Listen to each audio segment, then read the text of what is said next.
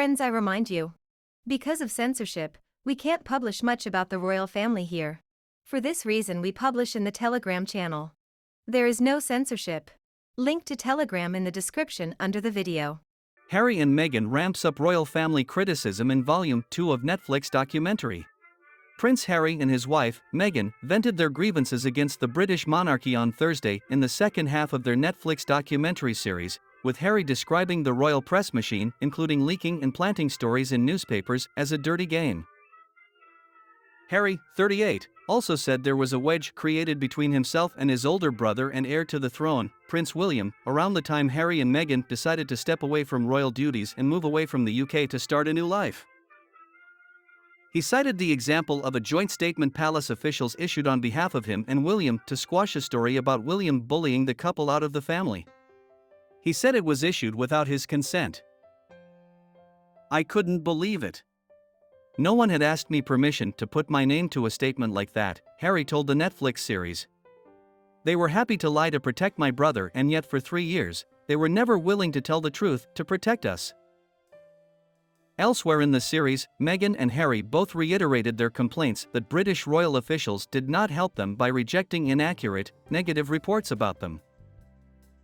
"What clicked in my head was, it's never going to stop," Meghan said. "Every rumor, every negative thing, every lie, and everything I knew wasn't true, and that the palace knew wasn't true and internally they knew wasn't true, was being allowed to fester."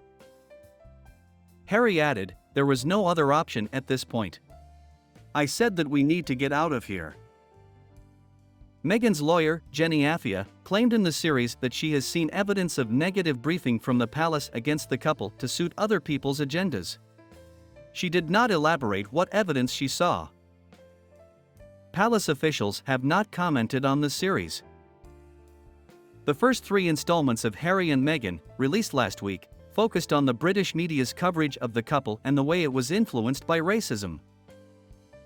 The new episodes come at a crucial moment for the monarchy as King Charles III tries to show that the institution remains alive and vibrant after the death of Queen Elizabeth II, whose personal popularity damped criticism of the crown during her 70-year reign. Charles is making the case that the House of Windsor can help unite an increasingly diverse nation by personally meeting with representatives of the ethnic groups and faiths that make up modern Britain, trying to show that whatever the allegations against him, the reality is different.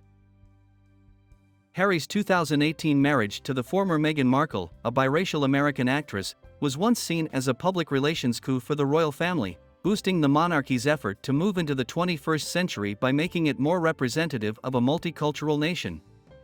But the fairy tale, punctuated with a horse-drawn carriage ride and lavish wedding at Windsor Castle, soon unraveled amid relentless media attention, including allegations that Meghan was self-centered and bullied her staff. "I wasn't being thrown to the wolves, I was being fed to the wolves," Meghan said. The series is Harry and Meghan's latest effort to tell their own story after the couple stepped back from royal life in early 2020 and moved to the wealthy Southern California enclave of Montecito. Their life on an estate overlooking the Pacific Ocean has been partly funded by lucrative contracts with Netflix and Spotify. Race became a central issue for the monarchy following Harry and Meghan's interview with Oprah Winfrey in March 2021. Meghan alleged that before their first child was born, a member of the royal family commented on how dark the baby's skin might be. Prince William defended the royal family after the interview, telling reporters, "We're very much not a racist family."